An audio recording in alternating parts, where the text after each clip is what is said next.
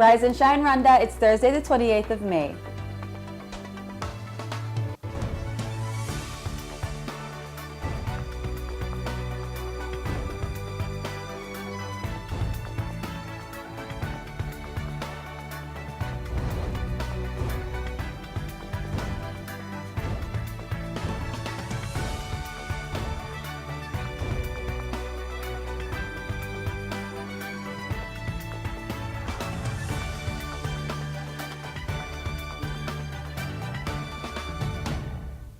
Coming up on today's Rise and Shine Rwanda, we find out about how Rwanda is faring in the East African Common Market. Can the Wasps overturn a first leg deficit? And we have the new releases and cult classic in today's movie review. Good morning, it's just after 7 o'clock in the morning and you're watching Rise and Shine Rwanda with me, Regis Isheja. And me, Makeda Mahario. Over the next hour, we'll be bringing you the latest news, sports, and business headlines from here in Rwanda and around the world. And the Rise and Shine team with us in studio right now. What is going on? Who am I going to save for last? Ladies first. What's going on in the world of business, Fidelis? Well, I get to share the latest report with you on Rwanda's inflation rate, so really good things. Okay. Promising news, don't worry about it. Finally, good news. Are we going to get to buy, groceries cheaper? Hopefully. I'll let you know. Because inflation reports are always, for the past 4 or 5 months, have not been good. Right. And we know that athletes have to eat well, so what do we have in the world of sports? Rwanda taking on Uganda this weekend, Rio 2016 qualifiers. We need to try to overturn that first leg deficit. I caught up with a caretaker coach, Mashami, and one of the players. As they're getting ready to go to Entebbe, to Kampala, right? Yeah. Nice. Finally, I have a clear choice for a team that I want to support. Can't wait for that one. Okay, well, all that and more is still to come, but first, Rise and Shine story of the day.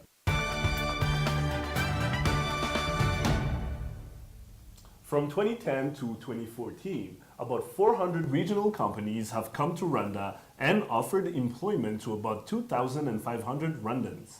The services sector is now the largest and most dynamic sector in the country, which is in line with its goal of becoming a services-led economy by 2020.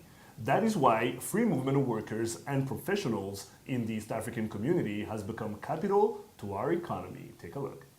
Practicing in other EAC partner states. Some of you are doing that, but not enough. Not enough mainly given our own ambitions, given your own ambitions to grow your businesses, to grow your practices. So we want to understand what exactly is preventing that from happening. The East African Common Market Protocol Forum took place in Kigali earlier this week. Bringing together policymakers and professionals, the meeting was a way to look at the progress made in harmonizing the academic and professional qualifications in the EAC, assessing the effect of non-recognition of academic and professional qualifications granted by EAC partner states, and reviewing the present state of matters in regulation of professional services committed by Rwanda under the Common Market Protocol. Rwanda wants to move into a service-based economy. As of today, we have about 27% of the GDP contribution from the service sector, and we want to move this at 55%. This forum is very good, very essential for the professional service providers in Rwanda. First of all, we've been hearing of problems of restrictions, people having restrictions when they're providing the services to the other ESC member states. I think it is very, very important, particularly at this time when we are talking about East African community. So it's going to harmonize what is the services within the region.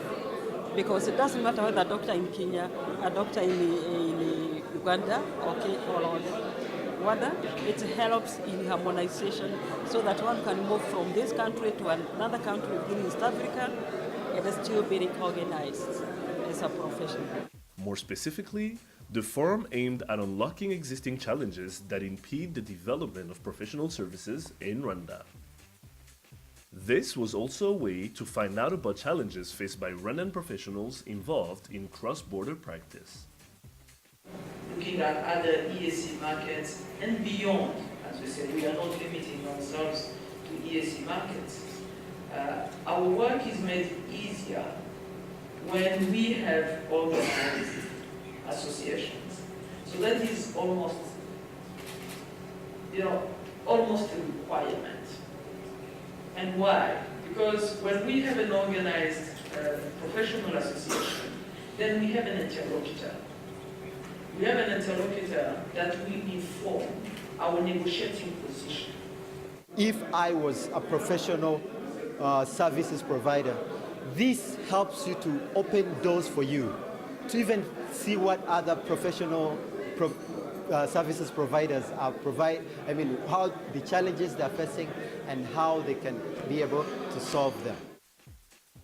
In 2014, the GDP share of the services sector in Rwanda was 47%, which clearly shows the role of services provision in national development. Regis Sheja, Rise and Shine Rwanda.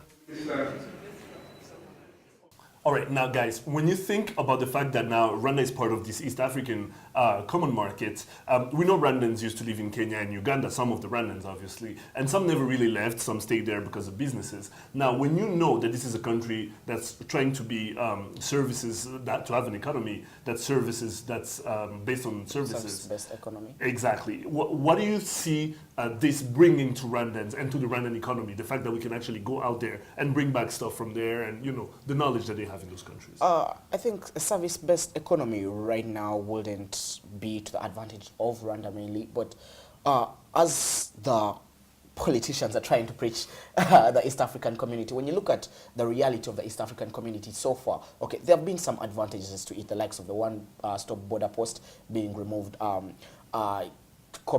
Recently, telecommunication companies have cut their tariff plans, especially along the northern corridor, Uganda, Kenya, and Rwanda. But when you come and look at the reality of the East African community, is it being transferred down to the citizens? I think that has come to differ, especially being that so many of the citizens are not warned enough. There's so many terms and conditions regarding providing your services in one country. For example, a lawyer. A lawyer who has grown up, who has studied at the University of Rwanda or who has had their education in Rwanda can't practice in Uganda because they won't have the LDC, which is the Law Development Center certificate. That was part of the forum. They were talking about the fact that the academics and the business side intertwine in a way. Yeah, so with the professionals, it's still going to take some time because so many things like the curriculum has to be at the same level. And again, that's going to move, I think, with the political federation and the money integration part of it. But when you look at the services being transferred, Rwanda right now had no option. Rwanda's greatest source, Rwanda has no minerals, remember. Rwanda's greatest source of capital is its human capacity. That's what I wanted to ask you. Yeah. I mean, does this mean, is this more of an advantage for Rwanda? Does it give us more of a chance to compete in the regional market? Yeah, I think it gives us more of a chance, especially that we are bilingual. Majority of Rwandans are bilingual with the French and English, so meaning Rwanda can export its people out to other countries. When you look at so many countries that choose the service-based model, the best example that will come to mind is India. Now, India between 1996 and about 2002 were a service-based economy. So they pushed for the service sector. They grew at record levels of up to 12%. That's why they leapfrogged into a middle-income country. Now, the disadvantage to that is when you push the service-based economy only, as Rwanda we are doing, because we're not really diversifying. When you look at IT, which is the second biggest contributor to GDP, contributes only 5% at most to the GDP, and the service sector, they're trying to push it from 47 to 52% by 2020. When you look at us not diversifying, in the long run, that's a disadvantage, because that creates a gap between classes, and we're trying to have a middle class, which in theory we have, but in practice is not actually in place. Now, Arnold, the Rwanda Development Board says that the services contribute to 47% of our GDP. We're trying to get to 52, 55, like you were saying. when you remember that this has been an agricultural-based economy for so long, do those living outside of Kigali, like in the rural areas, understand the importance of being part of this East African Common Market? Again, that's where again you still get issues with the numbers being given to us, because one, RDB is telling us 47% is where we stand at, and then you have another report telling us that we are an agro-based economy, which gets about almost 90% from agriculture. But have the services been spread out to the rural areas? I don't think so. Most of the outskirts outside Kigali still depend entirely Heavily, on agriculture. So the service sector has not yet really spread outside Kigali. What do you think people can do in order to contribute to that sector, the best practices that we can make? I think it's going to be a very long-term project, and that's what the government has done. That's through education. So when you produce more graduates, because Rwanda's graduate numbers are record high, 500% over the past 2 years. Numbers have increased by over 500%. So if you produce more intellectuals, more people, more people able to take on, tourism services, to offer hotel services, that's itself is a strength. So I think that's where the government is trying to push for TVET practices, try to diversify the economy. I think with time, with the long-term projects, EDPRS 2, 2017, right. I think Rwanda will be able to go on and move into a service-based economy. I certainly hope so, and thank you so much, Arnold. Thank you, Arnold. I can't wait for the day we have like the euro, like the day we have a common currency. The euro has its downside. Greece will tell us about right. it. Portugal too, Italy, Spain. Hey, let's end it on a high note. Right, absolutely. Thanks so much, Arnold, and we're going to be Thank seeing you very soon in sports. With Regis. Yes. With Regis. Maybe you too. You can join. You can join, come to sports You're once in a joining while. Story of the Day, what? You can also come to sports, you sit here. Come talk about cricket and rugby. We're open to everything. Exactly. I'm there next time. All right. You're watching Rise and Shine Rwanda. Stay with us. We'll be right back. Here is to traveling and saving. Starting 1st of April to the 1st of June, travel with Rwanda and take advantage of our reduced fares and enjoy our world-class services in great comfort and safety.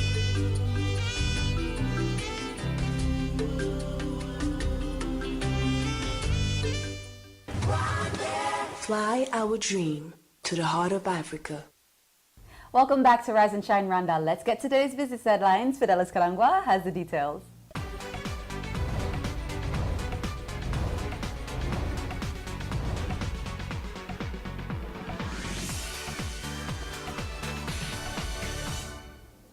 Business stories making headlines today.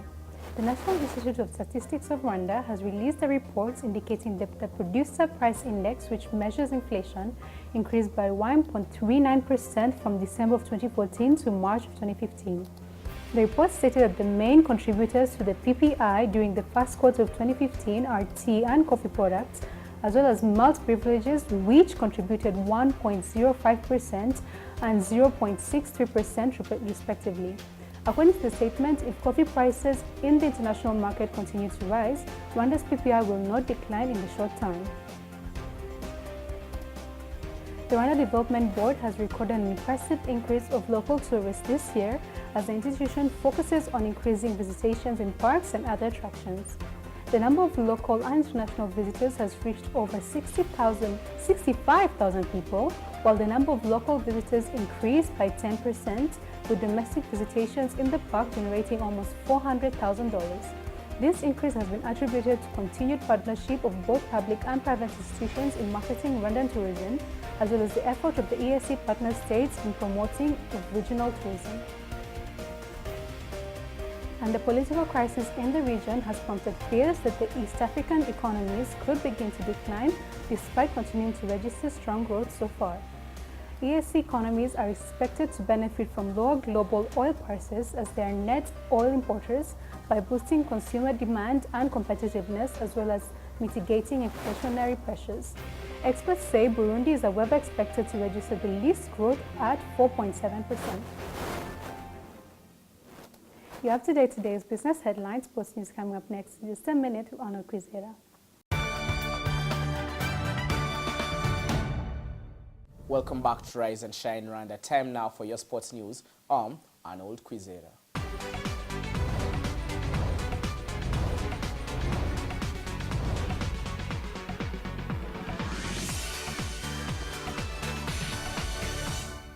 Starting with football, Youthful Football League side Isonga Football Club will not be disbanded despite being relegated from the National Football League, according to the club president, Gregory Muramira. Innocent Seniga's side finished bottom of the table standings with 18 points from 26 games, having won just 2 games, but Muramira has confirmed that the state-sponsored team will continue to exist. The youthful side was founded in 2011, mainly comprising of players from the Rwanda Under-17 team that featured in the 2011 FIFA Under-17 World Cup finals in Mexico, and is funded by the Ministry of Sports and Culture and the Rwanda Football Federation, FERAFA. Moving on to tennis, Eugene Bouchard and Venus Williams are the latest stars to bow out of the French Open after successive defeats on day 3 of the clay court tournament, with Maria Sharapova progressing to the 3rd round. 22-year-old Sloane Stephens broke her American counterpart apart in 2 sets, winning the first one on a tiebreaker 7-6 and the second one 6-1 to send Venus home early. While number 6 Eugene Bouchard also suffered a comprehensive 6-4, 6-4 defeat to Kristina Mladenovic to bow out of the clay court slam. With just 2 days to the FIFA presidential election set for this Saturday, members of the football governing body's executive committee were arrested by Swiss police on allegations of bribes and corruption yesterday morning.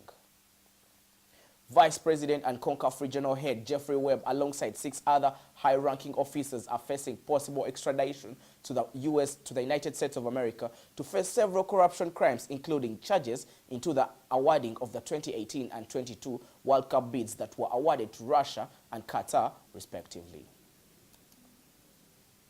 Finally, having conceded twice at the Amahoro Stadium last weekend, Rwanda's Amavubi will have all to do against Uganda's Cobs when the 2 sides meet at the Nachivubo Stadium on Saturday. The Under-23 Amavubi team will have a mountain to climb if they are to progress in their Rio 2016 qualifier against Uganda's Cobs, more so needing to score 2 away goals. Despite the absence of first-team goalkeeper Olivier Kwizera in this first leg, morale in camp seems to be high ahead of the Ugandan fixture.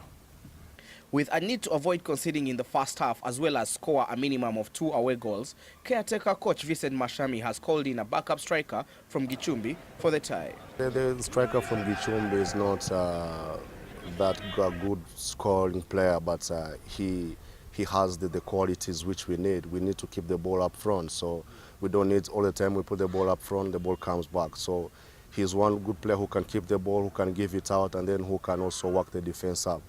So his partnership with Isai or Mugenzi Bienvenu, I think, will add up to the team scoring chances. And he's a good boy. He's physically strong, technically good, and very fast, and also has some good shooting. Portland-based Yves Rubasha is optimistic about the return leg, more so with the camp seeming to be in a good mood. I think we got a good chance. From the game, we really dominated them. Especially after half-time, we had them on the ropes and we really played well, and it's just they only had 2 opportunities, 2 goals, and so I think if we go out there in Kampala, go and dominate the game on the attacking front, I'm very positive we'll get that result we want. We're just focusing on our players. We're not focusing on Uganda. They still have a strong team without those players, so we just got to go out there, focus on what we have to do and get that result in Kampala. Despite the absence of McKinstry and a number of key players, training has been intensified, and Mashami thinks the young stars will have gained experience from the first leg. And I think defensively they're not a better side, because if you can see, like I just told you, we created many chances which we could have even scored and then won the game, but it didn't work out for us.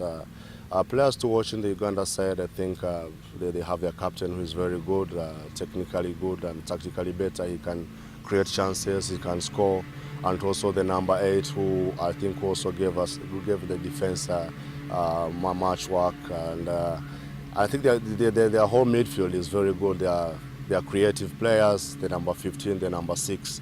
I think Uganda is a better side, but we are trying to analyze each and every player to see how we can try to overcome their defense and their midfield, because the striking line is not that good, but all we need is just to work on their defense since we want to score goals. Amavubi's past away record has seen them draw away to Tanzania and Somalia, but the Wasps will have to do better if they're to win away in Kampala and progress to the next round. Arnold Kwizera, Rise and Shine, Rwanda.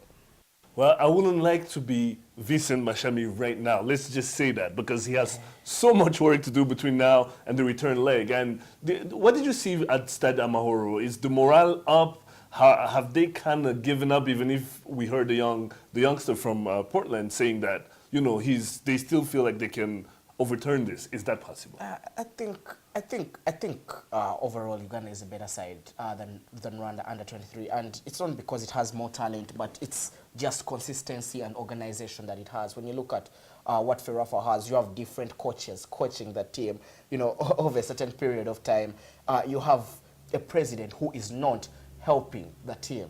I will say this, he is not helping them in structures. You have players like the likes of Medi Kagere. He is married to a Rwandan. He is willing to play for the Rwandan national team. He is qualified to get citizenship for the Rwandan national team and then solve Rwanda's biggest problem, which is striking and scoring goals. And then you're not helping that player clear his citizenship. But let me just interrupt you right there quickly. I mean, what is it going to take for President de Gaulle to understand that he needs to do something for Ferwafa? Do we need to invite him on the show here? I've tried to invite him on the show here, and he has, you know, he has labeled me anti-Ferwafa.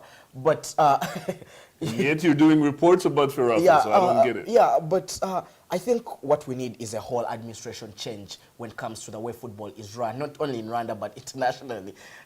As we'll talk about in a little bit. That in a little bit. But you feel these people don't know, because what coming out of, and these are from very reliable sources, from Sekafa, which is the body that runs football within the region, is they don't want him there either within Sekafa. They feel he is a big wig. He goes there and he thinks he is a big wig, maybe because our president sponsors the Challenge Cup, which is the Kagame Cup, the club's Challenge Cup. And you need, because when you look at, it's only Rwanda that is taking 5 steps forward and 10 steps back. Now, one thing is, when you look at the performance of the national team over the past periods, it has gone up in ranking. But how has it gone up in ranking? This was a team coached by Constantine. Now, a big chunk of that team, which is coached by Constantine, is not here because most of them were naturalized players. They are not part of the current crop of players. When you look at projects like the Isonga project, which I've talked about earlier, this is a failed project that they should let go. Because in the current setup of the under-23 team, when we register from 2011 to 2015, there's a difference of 14 years, right? Sorry, of 4 years. Yeah, 2011, right. 2015. So meaning if a player was 17 years in 2011, who majority of those players were 16 years, most of them should be 21 years by now, right? Of that team that went to Mexico for the World Cup, can you believe only 4 players are in camp with the under-23 team? So what happened to the rest of the crop? You know, the other 19 players? They lost the standard. Right. They were not groomed well, and that's the period when we had Nzamwita as the head of Ferwafa. Yes. You know, a lot of things. They fixed Isonga into the National Football League up to when it has been relegated, and it is a failed project, and they're still insisting with this. This is a project being paid by our money as taxpayers, because the Ministry of Sports pays these players in Isonga Football Club. Right. Yeah. So when you look at how many pitches have been developed in the country, how many programs have been put in place in the country, the best schools program we have is Coca-Cola, which is not Ferwafa organized. Yeah, so you look at so many things, you look at things like that, and I got a chance to talk to Stefan Constantine last week through an email exchange with his coach currently in India, and he told me even though they had doubled his salary, he was not going to stay. So clearly there's an issue. There's an issue with, because you can't have, Vincent Mashami didn't coach the team when it came to the Somalia leg. There were different coaches. Then you bring him in to coach the team when it comes to the Ugandan leg because he understands Ugandan football very well. That's the inconsistency that Ferwafa is having. There is no consistency with the National Football League, and let's not expect miracles from Mashami or Ivan Mugisha, because these are the people who are going to be looked at. Ivan Mugisha is the goalkeeping coach. He shares the name with someone. Right, very known in our... absolutely. These are people who are going to be looked at when, you know, Rwanda loses to Uganda, and they're going to be blamed, but they're not the people to be blamed. Rwanda's problem starts at the top with the Ferwafa Now, administration. Arnold, we don't have that much time. Let's talk about the FIFA governing body. What we heard about what happened yesterday. In the early hours, actually, after waking up, we found out about this. Some bigwigs from FIFA have been arrested in Switzerland and may get extradited. We don't know yet what might happen between between Switzerland and the States. But I mean, this is 2 days to the election, to the election for the presidency of FIFA. Does Sepp Blatter have anything to do with this? I already know the answer to the question, but I'm just saying. Do you feel like... That's the question is an open secret, I think. And, you know, the corruption wrangles finally, because so many people have been calling, especially the English FA, has been calling for FIFA to clean up. I think it's shocking that a body like FIFA, a world body that runs on taxpayers' money of so many countries, with a sport as profitable as football, has no one to look into their actions. They're practically a country. They're a country within themselves. A very profitable country. Well, the first person who came out to deny these charges are Jackie Warner, the former head of, Jackie Warner is the former head of the Trinidad and Tobago Football Federation and the CONCACAF Federation. He came out and said he is devoted to his Trinidad people, but this is a person who's already a citizen of Switzerland. Thanks to the money he gained from... And this is a country where you don't pay taxes, exactly. Majority of the members on the FIFA board have been the executive committee, have been there for more than 15 years. So these are lifelong. The vice president who was arrested, this is a person who was anointed by Sepp Blatter to be his successor. You know, when Sepp Blatter, if he ever steps aside. But FIFA is corrupt, no doubt. FIFA is rotten, no doubt. Top to bottom. Because there's no way you're going to suspend someone like Mohammed bin Hamad for corruption charges. This is a man who led Qatar's bid. And then you end up giving Qatar, you know, to host the World Cup in 2022. Now, you've seen all the reports and the videos about Qatar and using the slavery conditions in Qatar for constructing the stadiums that are going to be used. Some reports are even coming out about Russia in 2018, how the bid was given. I don't want to get to Russia yet. You know, let's just look at Qatar 2022. The way the slavery conditions of the workers for a global event, the FIFA World Cup that's supposed to stand for humanity, that whereby people put on armbands and say no to racism. You know, there's a lot of contradiction in that. This is a money-making machine for these FIFA officials, and it's high time because $650 million over a period of 15 years. That's a lot of money being exchanged within 12 people. Now, Arnold, someone who has made... I wish we could talk about this for 20 minutes. Someone who's made a lot of money is Venus Williams, Serena's sister. Former world #1, multiple Grand Slam winner. Is it time to hang it after what just happened at Roland Garros? Is it time to hang it up? I think that question is 4 years late. Exactly. Right. I think Venus should have left a long time ago. I think she still enjoys the money from... She's contractually bound to staying for a few years. Not contractually bound, but when a person of her caliber, when you go out and step on Roland Garros, there's a certain amount of money you receive for having played on the circuit for a certain period Appearances of time. fees. Yes, appearances fees. But I think she should compete in the veterans category, right? She should play Martina Navratilova and Chris Evert and Steffi Graf and the likes. And the likes, she should play with them. I think she actually did play with them on the circuit. That's how long she's been playing. She is. Right. Yes, but I think she had a good run at the Australian Open earlier in the year. I thought she could, you know, pick up, maybe go game by game. But then I think yesterday's results, especially hers and in the other game of Eugene Bouchard. Eugene Bouchard is a 21-year-old. I think was a contrasting style because Eugene Bouchard and Sloane Stephens are looked at as the future of women's tennis. Right. And these two, Eugene Bouchard is a mold of a Maria Sharapova kind of woman, while Sloane Stephens is a mold of Serena Williams. Yeah, Sloane just put her to sleep 7-6, 6-1, winning only one game in that second set, and Eugene losing out. I think competition for this year's Grand Slam now will be between Eugene. Eugene lost to a very experienced lady. Yeah, but I think it's still Maria Sharapova and Serena Williams to look at. Absolutely. Well, I cannot wait to see what unfolds in these 2 weeks. Thank you very much, Arnold. All right, you're watching Rise and Shine Rwanda. Makena and I will be right back after the break. Welcome back to Rise and Shine Rwanda. Let's take a look now at news making headlines here in Rwanda and around the world.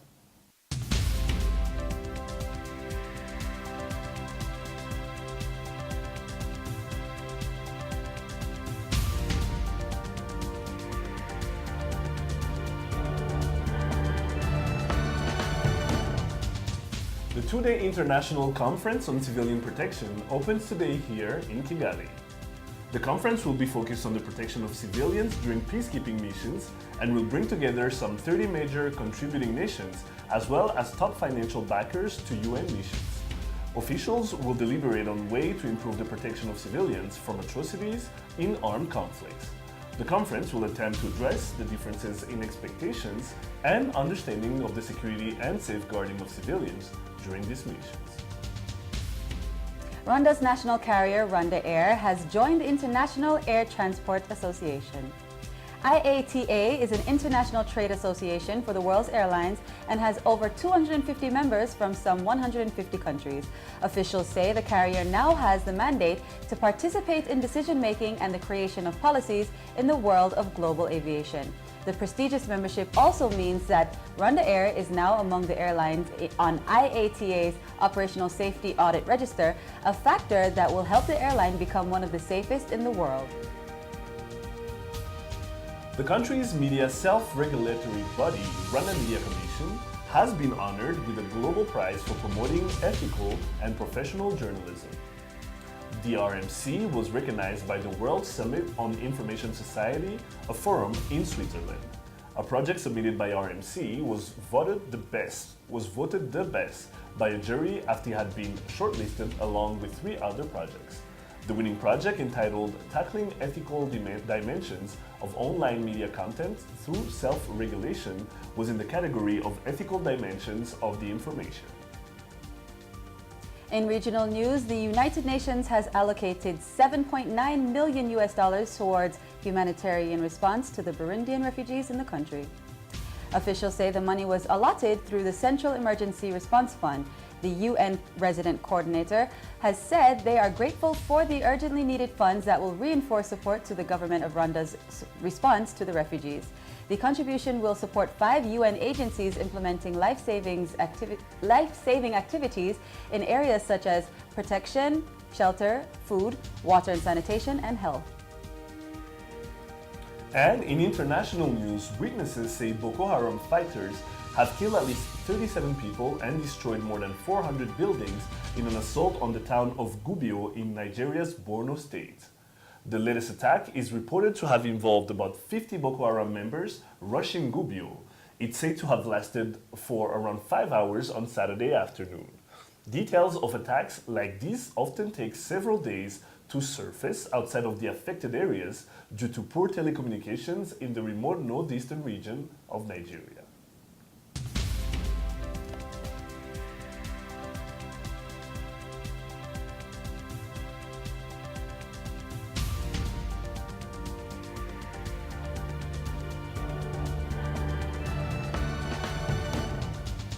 Time now for a review of the headlines. Someone we haven't seen here for a while, Collins Mwai from the New Times, joins us now to look through some of the front pages. Welcome back to the show. Welcome back. Good to be back. I was about to start calling you, like, what's happening?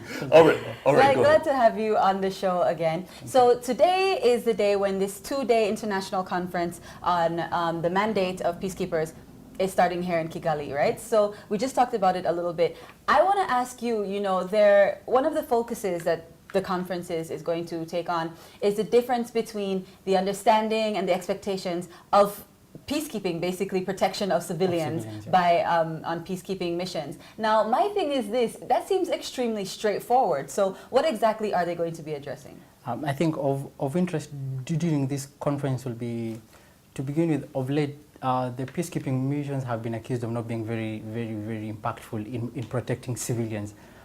Case in point, 2 months ago, we had a UN leaked report on the sexual abuses on children in Central African Republic, yes. by peacekeepers. We've had peacekeepers take up to 6 months before they can be deployed to regions. And we have had instances of where we have peacekeepers serving in countries where they know nothing about, where they do not understand anything about. I mean, they don't share culture, language. An example is some of the peacekeepers serving in Congo. They're from Latin America. They don't speak English, French. Lingala, Swahili, none of those four. Yeah, so they tend to be less. So their impact or their impact towards protecting civilians tends to be almost negligible. Secondly, I think over the previous weeks there has been an issue of when Romeo Dallaire, the retired general, was in the country. In his public lecture, he talked about the need to have proximity of the forces deployed to the specific region. Right. They have to know where they're going. Yeah. So we have a case of Congo and soldiers from Uruguay. But if you look at the performance of Rwandan soldiers in Central African Republic, it was good because at least they had an understanding of who these people were. Right. They understand who the villains and who the villains are and who the innocent parties are. Who they're protecting. Exactly. Now the thing is, when you look at Burundi, for example, that one should be, a lot of people are saying, at least on social media and newspapers, are saying that should be handled by the East African community because, like you say, they're the ones who know the country better and all that. But then again, you have places like Nigeria, places like Somalia, Kenya, where you have Boko Haram and you have Al-Shabaab and you have these terrorist groups that are coming out of nowhere, basically, and how to prevent those and how to send peacekeepers. What kind of peacekeepers can you send in those countries when you don't know what's going to happen and when it's going to happen? I think that's where the issue of proximity comes along. Speaking of Al-Shabaab, countries like say Uganda and Rwanda and Burundi, they have much to lose on the if say Al-Shabaab continues to thrive and terrorize people. Right. Exactly, the region has a lot to lose.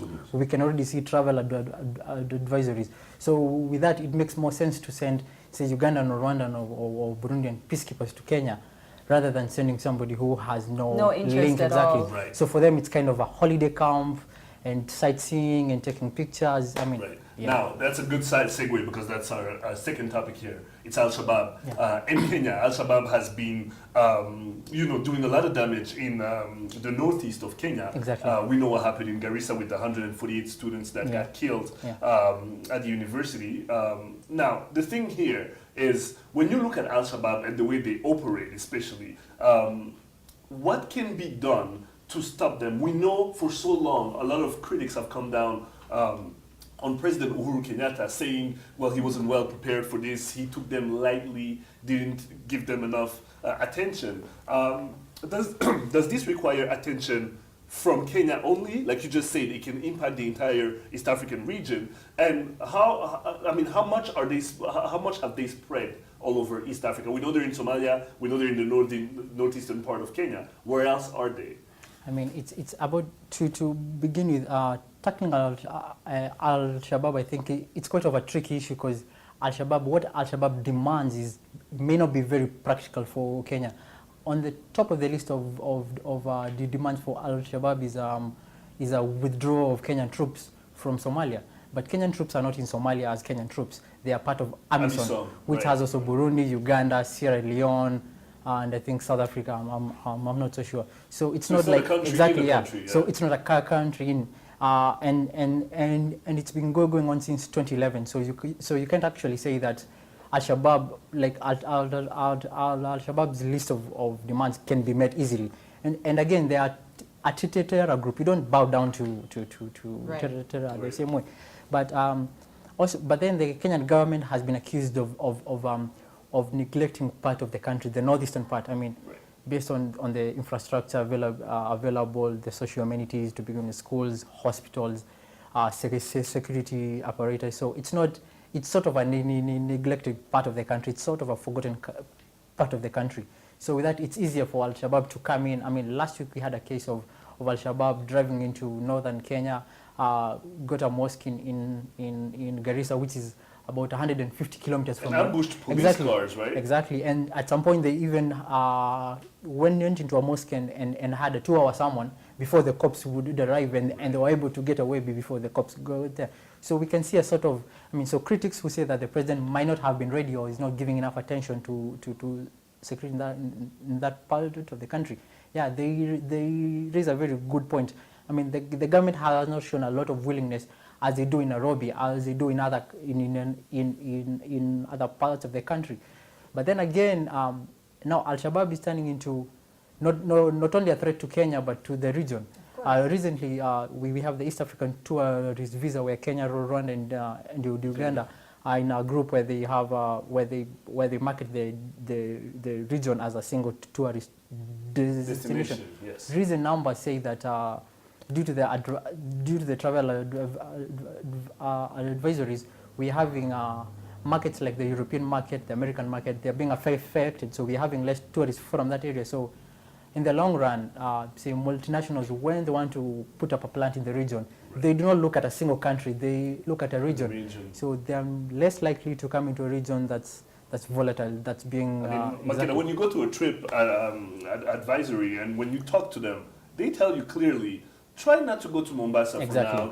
And I don't know Kenya's geography that well, but I would think they know what they're talking about. So, I mean, it's not looking good. So now I think so as a way forward, or what we should or what we expect to see, will we see more concern by the East African community to because it's not a national problem now, it's a regional problem. Uganda too has had a couple of threats in the last 3 months. And the president of Burundi also brought up feeling threatened. Yeah, so I think now it's becoming more of a regional issue. We have to see more. We have to see the bloc put more efforts to neutralize the threats. Right. Yeah. Well, thanks so much. Collins, welcome back to the show. Come back more often. I'll try, I promise. All right. Thank you. Lots more is still to come. Lifestyle is up next. Plus, we take a look at what's hot right now in our daily debate section, Hot Topics. We'll be right back. Here is to traveling and saving. Starting 1st of April to the 1st of June, travel with Rwanda and take advantage of our reduced fares and enjoy our world-class services in great comfort and safety.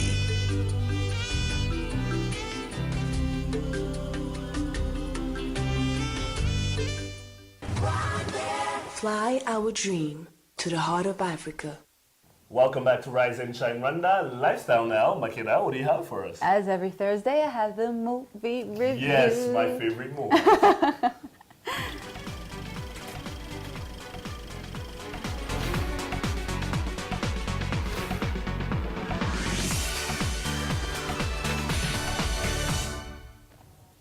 Okay, so it's time for the movie review, and I'm going to tell you guys, of course, what's being released and the cult classic. So basically Arnold's favorites and our favorites. Voila. Okay. No, so it's called classic, isn't it? I think you should let him take it up because he's been talking about it the whole time. Ladies and gentlemen, wait. Sorry. Regis, why you big? Okay. You have to wait until the time comes. I'm sorry. Okay. I think Regis is more excited than Arnold. I am to see his reaction. Well, anyways. Regis needs my fan club.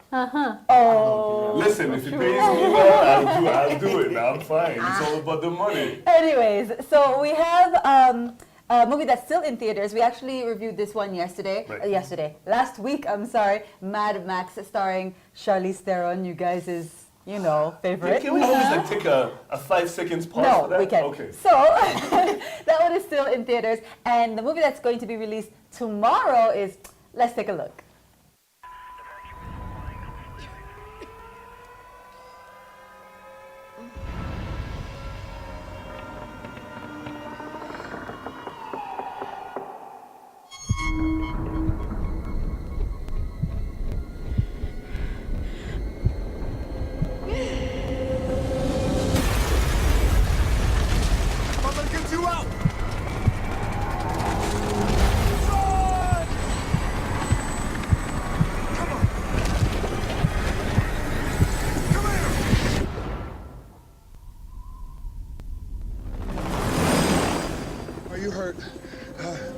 Are you hurt? People need to know that the shaking is not over. We'll get hit again. And it's going to be a bigger monster. I've been through a wall. Oh my God. The earth will literally crack open. And you will feel it on the East Coast.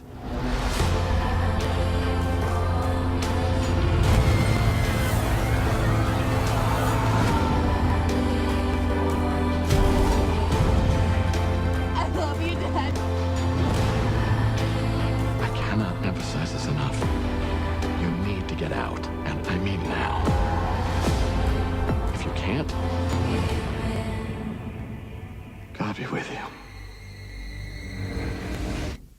Sounds, it looks Oh, good. really nice, I yeah? grew up in the Dwayne Johnson era, The Rock.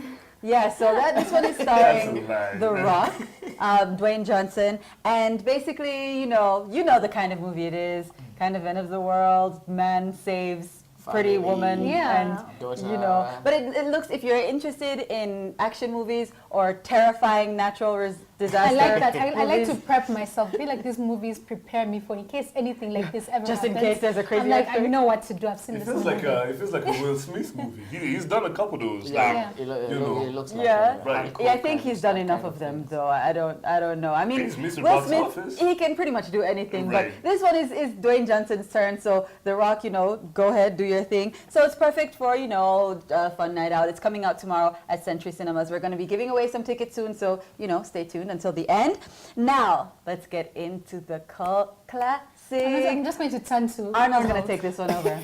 Take it over. Arnold. Go Take ahead. it over. Let me just fast Fine, What's the movie finally. about? What's the story? Finally, you can do a real watch the cult trailer, classic. then you can Watch the trailer and And then you'll tell us I after. get into my Darius Love Horse. Oh, okay, all right.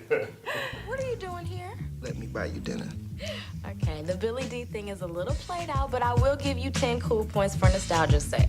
I am not trying to meet another man at this time. You and I should get together sometime and have a drink. I don't think that'll be a very good idea. Hey, Persistence. be surprised how far I can get you. Boom, put it on. Oh, you met a friend of mine, Tracy Powell. Hi. What? You married? Wait, if my memory serves me correctly, you were the one that told me not to get married. Damn, I did say that. But I also said the Commodores would get back together. I mean, who knew? What I need is to find a man who's not scared of my power. Ladies, what's up? I don't need poetry to get women. No, you need a personality to get women. Try a breath mint and a visa. New Line Cinema presents We had a perfect date, and I just wanted to feel like I was saving something for later. No, but baby, you ain't gotta say nothing for me. I mean, I want mine now. Sometimes a man just want to be held, cuddled a little bit. Please. Lorenz Tate, Nia Long, Lisa Nicole Carson, Isaiah Washington, and Bill Bellamy. Wave goodbye to your daddy, baby. And putting it all together. This is nothing serious. This is not a love thing. Yes, it's for you. Wait a minute. You made breakfast. Okay, now Arnold take over. Wow. To everybody at home, basically, we were watching two trailers at the same time. We were watching And Arnold's and then version of and it. there's Okay. a whole movie happening So here. now I continue. love this your movie story. because of the poetry. Spoken word was just a few days back. So that's what we're yesterday. going to call Get in it. touch with your feelings. Tell us exactly what you love the movie. This movie explains what romance is. Now Who knew he had that in him? Today Arnold was in Story of the Day in sports, and now he's schooling us about love. You wear too many hats. The movie talks about, we all have that moment, where you find yourself very romantic and you need persistence. When Do you know does how that far that moment can come get for you? you, Arnold? Apparently, quite far. Wow, okay. Yeah, so this young brother, Darius Lavol, that's his name in the movie.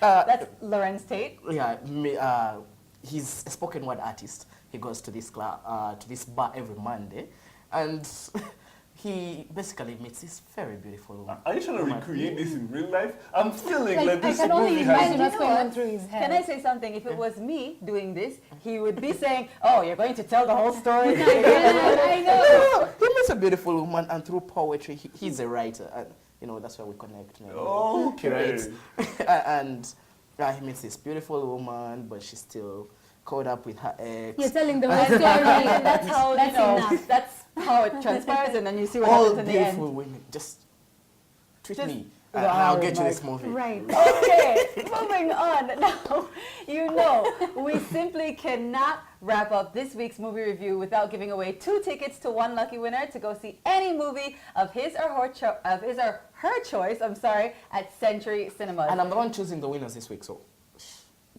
Oh, are you the one? Apparently, you know what? I don't even know what's Everything but is I love about this. it I today, love so it's this. fine. All right, so this week, in honor of our cult classic, Love Jones, all you have to do is simply write a very short poem saying why you should win the tickets. So last week, we had some really good answers. You guys saw the answers They were amazing. of why people should, get their tickets. But this time, you have to put it in a poem form. He said that spoken word was yesterday, spoken word Rwanda, it was yesterday, and this movie the cult classic is very much about poetry and stuff. So I want everyone write a poem, just a small short poem saying why you deserve to win the 2 tickets, all right? All you gotta do is tweet us or of course write it on our Facebook wall and we will be contacting And if the you don't winner. have that movie, I'll give you the movie. Wow. Okay. All right. Wow. This one is so excited, all right? That's the best, Best movie ever. Okay, and I agree. He's pulling I a understand. Regis. That's my favorite. Okay, all right. Good luck. Whoever wins, everyone, just get your creativity out there. Very short poem. Say why you deserve to have 2 tickets to go see any movie of your choice, and we'll be picking the winner tomorrow, all right? Now, don't go anywhere. Hot Topics is up next.